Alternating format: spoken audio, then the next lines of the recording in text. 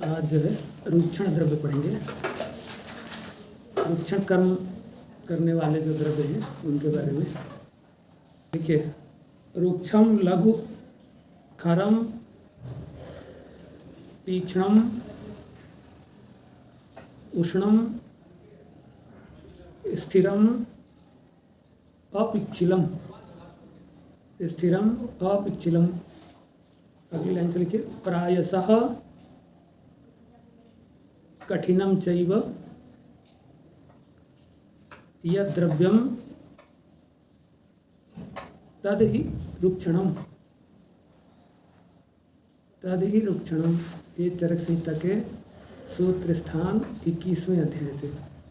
तो द्रव्य रुक्षण कर्म अगर करेगा तो उसकी क्या क्वालिटी होनी चाहिए, मतलब उसमें क्या क्या चीज़ें होनी चाहिए, तो उसके बारे में आपने लिखा कि रुक्षम लघु खरम तीक्ष्णम उष्णम स्थिरम अपिच्छिलम प्रायशः कठिनम चैव यद् द्रव्यम तद ही रुक्षणम। मतलब कि जिस द्रव्य में इस तरह के गुण पाए जाते हैं वो प्रायः रुक्ष कर्म करने वाला द्रव्य होता है, रुक्षता पैदा करने वाला द्रव्य होता है। तो अब यहाँ जैसा कि रुक्ष गुण है तो रुक्ष गुण से ही रुक्षण कर्म होना चाहिए था, है ना। लेकिन फिर बाकी अन्य गुणों का भी वर्णन किया गया है। तो इसका क्या मतलब होता है, तो देखिए आप जब आपने श्लोक लिखा तो उसमें पहला द्रव्य पहला गुण जो है वो रुक्ष ही है, ठीक है। लेकिन बाकी जो गुण हैं वो उस कर्म में सहयोग प्रदान करने वाले गुण हैं। जैसे आप वमन कारक द्रव्य पढ़ते हैं, फिर वमनोपग द्रव्य पढ़ते हैं, तो ये सारे जो गुण हैं ये रुक्षण उपग गुण हैं। रुक्ष कर्म करने में जो सहयोग करते हैं। अब हमको देखना है कि करते कैसे हैं। पहले तो हम लोग रुक्ष के बारे में जाने, है ना। यस्य द्रव्यस्य शोषणे कर्मणि शक्ति स रुक्षः। जिस द्रव्य में शोषण कर्म करने की शक्ति होती है वो द्रव्य रुक्ष गुण से युक्त होता है, ठीक है। तो शोषण मतलब क्या है, यानी जल अंश का शोषण। देखिए हमने पहले एक बार लेखन कर्म का आप वीडियो देखे होंगे, वहाँ भी शोषण शब्द है, तो वहाँ स्निग्ध अंश का शोषण है और यहाँ जल अंश का शोषण है। देखिए जल में स्निग्ध एक उसका गुण है, तो अगर पर्टिकुलर स्निग्ध गुण का नाश करे कोई तो वो भी शोषण होगा। लेकिन अगर पूरा जल महाभूत को नष्ट करे, ठीक है, जल महाभूत का ही पूरा ग्रहण कर ले, उसके सारे गुणों को ग्रहण करे, तो समझ लीजिए वो शोषण है। समझ में आया। अब आइए, तो जल महाभूत में सारे गुण होते हैं कि जल गुरु होता है, जल स्निग्ध होता है, पिच्छिल होता है, शीत होता है ना, मृदु होता है, मंद होता है। ये सारे गुण जल के हैं कि नहीं है। जल महाभूत में ये सारे गुण होते हैं। अब सारे गुणों के एंटी, यानी सारे गुणों के विपरीत, जो सारे गुणों का विपरीत द्रव्य होगा वही जल के सभी गुणों का नाश करेगा, ठीक है। तो अब रुक्षण कर्म करने वाला जो शोषण कर्म करेगा वो सारे गुणों से विपरीत होगा। तो आइए देखिए, लघु वाला कैसे शोषण करेगा। देखिए एक तो विपरीत गुण ह्रास के लिए होता है, एक तो आप नियम ये जानते हैं कि समगुण जो होता है वो वर्धन के लिए होता है, वृद्धि के लिए होता है, और विपरीत गुण ह्रास के लिए, है ना। तो लघु गुण से युक्त द्रव्य यदि आप सेवन करेंगे तो शरीर की गुरुता का नाश होगा, या शरीर में जो भी महाभूत गुरु गुण से युक्त हैं, पृथ्वी और जल, उनकी गुरुता कम पड़ेगी विपरीत गुण होने की वजह से, ठीक है कि नहीं। तो एक तो ये बात है। दूसरी बात क्या होता है, कैसे कम पड़ेगी, कम तो पड़ेगा, अभी कैसे पड़ेगा। तो लघु गुण जो है अग्नि, दीपक और वायु कारक होता है। लघु गुण क्या करेगा, अग्नि का दीपन करेगा और वायु को बढ़ाएगा। अब अग्नि दीप्त हो जाए तो जल का नाश होना है, जल जल जाएगा, और वायु बढ़ जाए तो जल का शोष हो जाएगा। तो इस तरीके से स्निग्ध या जलीय अंश का शरीर से शोषण होने लगेगा, परिणाम स्वरूप रुक्षता पैदा होने लगेगी। समझ में आया कि नहीं? इसलिए यहाँ आचार्य ने लिखा कि रुक्षण कर्म करने के लिए रुक्ष गुण तो प्रमुख है ही। रुक्ष गुण कैसे कर्म करता है? जैसा कि हमने पहले पढ़ाया है, तो भी रुक्ष गुण जो है वो डीबॉन्डिंग का काम करता है, यानी जोड़ को वो तोड़ने का काम करता है। जोड़ जो खिंचाव, जो आपस में जुड़ने वाली शक्तियाँ हैं, उनमें प्रतिकर्षण, आकर्षण के बजाय प्रतिकर्षण उत्पन्न कर देता है। इस वजह से जो भी चीज़ें पास पास आ रही होती हैं खिंचाव की वजह से, वो दूर दूर चली जाती हैं। तो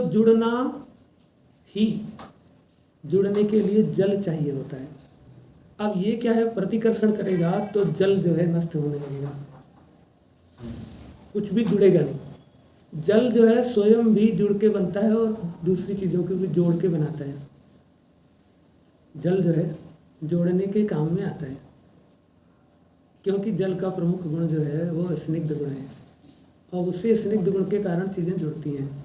तो अगर जब जुड़ेगा ही नहीं तो फिर कहते नहीं कि यह आदमी बहुत रूखा है, या बहुत रूखी बातें करता है, या कलर बहुत रूखा कलर दिख रहा है, चमक नहीं है, अच्छा नहीं लग रहा है।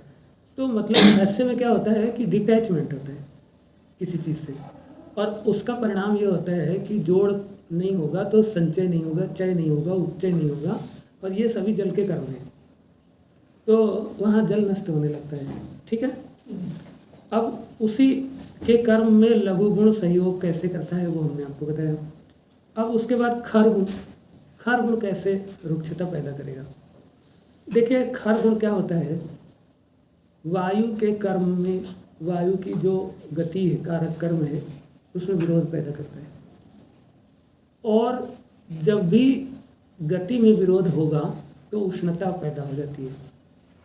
आप कोई भी गति में विरोध करके देखिए, वहाँ उष्ण गुण पैदा होगा। जैसे जहाँ भी विरोध होता है, जहाँ प्रतिरोध होता है, वहाँ पे उष्णता पैदा होती है। क्लियर हो गया? खर गुण क्या करता है? प्रतिरोध करने का ही काम करता है, रुकावट डालने का ही काम करता है। तो ये वायु की गति को रोकता है, रुकावट डाल करके, प्रति बल पैदा करके गति के विपरीत दिशा में बल लगाता है। इस वजह से क्या होता है, वहाँ उष्मा पैदा होने लगती है, और उष्मा जब पैदा होगी तो जल जो है उससे जल जाएगा, और परिणाम स्वरूप क्या होगा, रुक्षण होगा। तो अब ये देखिए, ये इनडायरेक्टली रुक्षण कर्म कर रहे हैं, इसीलिए इनको क्या कहेंगे, रुक्षण उपग। समझ में आ रही बात कि नहीं? अब इसके बाद तीक्ष्ण जो होता है वो हाई इंटेंसिटी ऊर्जा होती है, बहुत इंटेंसिटी रखने वाली, तीक्ष्णता रखने वाली ऊर्जा, है ना। तो जो भी चीज़ हाई इंटेंसिटी होती है वो बहुत शक्ति रखती है, तो बहुत शक्ति से जल का नाश होने लगता है। ज़्यादा शक्ति जो है वो उष्मा कारक होती है, ज़्यादा शक्ति जो है उष्मा कारक होती है। देखिए, सोम शक्ति वो कैसी होती है, वो लो इंटेंसिटी होती है ना। हाई इंटेंसिटी जो शक्ति होती है वो उष्मा कारक होती है। यहाँ पे क्या लिखा है, तीक्ष्णम। अब तीक्ष्णता के मारे बहुत गर्मी पैदा हो जाती है। अगर कोई तीखी बात बोल दे जो कान को फाड़ते हुए जा रही है, जैसे आप कहते हो ना, वो इतना तीखा बोलता है, भाई कान के पर्दे फट जाए भाई, ऐसा आदमी। अब उसमें क्या होता है, मतलब आपसे सहन नहीं हो रहा है ना, या बहुत तेज़ आवाज़ है तो भी आपसे सहन नहीं हो रही। ऐसे में आपके अंदर उष्मा बढ़ेगी, गुस्सा बढ़ेगी, क्रोध बढ़ेगा, पित्त बढ़ेगा। अब ये सारी चीज़ें बढ़ेंगी तो क्या होगा, जल का शोषण होने लगेगा। समझ में आए? हाँ। तो इसलिए ये भी रुक्षण कर्म में उपग कर यानी सहयोगी कर्म करेगा। ठीक है कि नहीं? yes. अब तीसरा, अब इसके आगे क्या है, उष्णम। अब ये तो साफ ही साफ है, उष्णता जल का नाश करती ही है, जल को नष्ट कर डालेगी। तो जब उष्णता जल का नाश कर देगी तो अब वहाँ पे रुक्षता पैदा हो ही जाएगी, क्योंकि जल में स्निग्धता होती है, और जब जल नष्ट हो गया तो स्निग्धता नष्ट हो गई, तो परिणाम स्वरूप क्या पैदा होगा, रुक्षता। क्लियर है कि नहीं? इस तरीके से अब स्थिरम स्थिर गुण जो है वो नो चेंज वाला है। अब जहाँ परिवर्तन नहीं होता वहाँ भी गुस्सा आती है, बार बार पढ़ाई करते हैं फिर भी फेल हो जाते हैं। मतलब क्या, परिवर्तन नहीं हुआ। कितनी बार बोले फिर भी आदमी नहीं सुनता, मतलब परिवर्तन नहीं हुआ। आप समझ रहे ना। तो ऐसा स्थिति में फिर क्या होता है, आप उस ऊर्जा तो लगा रहे हैं लेकिन वो ऊर्जा कार्य में परिणित नहीं हो पा रही है। मतलब कहीं ना कहीं आपके कार्य का इनडायरेक्टली विरोध हो रहा है। काम करना चाहते हैं मगर सफलता नहीं मिल रही है, तो धीरे धीरे क्या हो रहा है, आपको विरोध हो रहा है। डायरेक्टली नहीं हो रहा है, इनडायरेक्टली हो रहा है।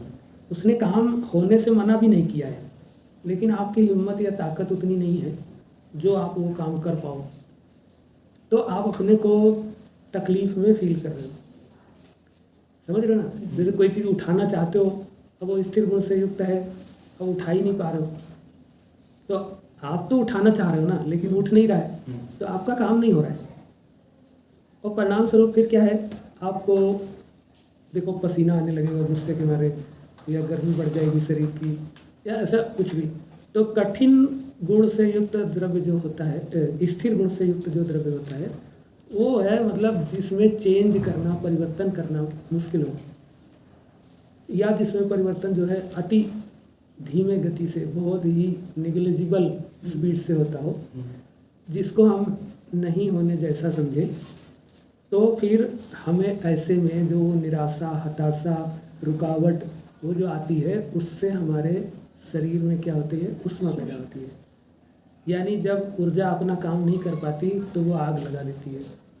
जैसे जब तुम खुद पास नहीं हो पाते तो सोचते दूसरा भी ना पास हो नहीं पाए, उसका भी कोई इंतजाम ऐसा करो कि वो भी फेल हो जाए।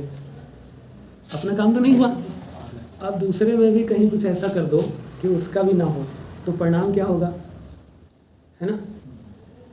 कहीं ना कहीं आग लगाई आपने कहीं भी, तो उस वजह से क्या होता है कि जल का या स्नेह जो बॉन्डिंग पावर थी वो लॉस हुई, रुक्ष गुण बढ़ गया, है ना। क्योंकि कल को तो उसे पता चल जाएगा साला यही हमको फेल कराया है, इसकी वजह से हम फेल हो गए, तो वो फिर बॉन्डिंग जो है नहीं रहेगी, डिटैचमेंट होगा। समझ में आया ना। हाँ, इसीलिए तो स्थिरम अपिच्छिलम। अब अपिच्छिल यानी जो पिच्छिल नहीं है, तो अब ये दो चीज़ें हो सकती है। एक तो पिच्छिल के उल्टा विशद होता है ना। और दूसरा जो है पिच्छिल का उल्टा कहीं कहीं खर भी लेते हैं, कर्कश लेते हैं, कर्कश गुण वायु का है ना। तो ये एक तरीके से विशदता जो है, पिच्छिलता का मतलब है कि भाई बॉन्डिंग पावर है, ये भी एक तरीके से ज़बरदस्ती वाली है।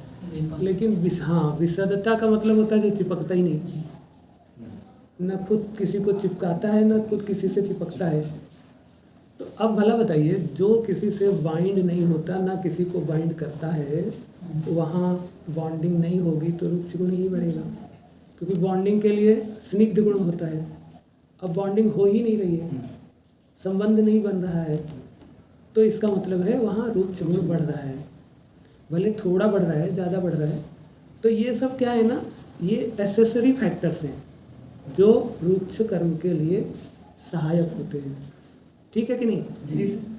अगला प्रायशः कठिनम, और कहा कि भाई कठिन भी चाहे वो, है ना, प्रायशः कठिनम चाहे वो ये द्रव्यम। और जो कठिन होते हैं, कठिन का मतलब क्या है, जिनको बदलना मुश्किल है।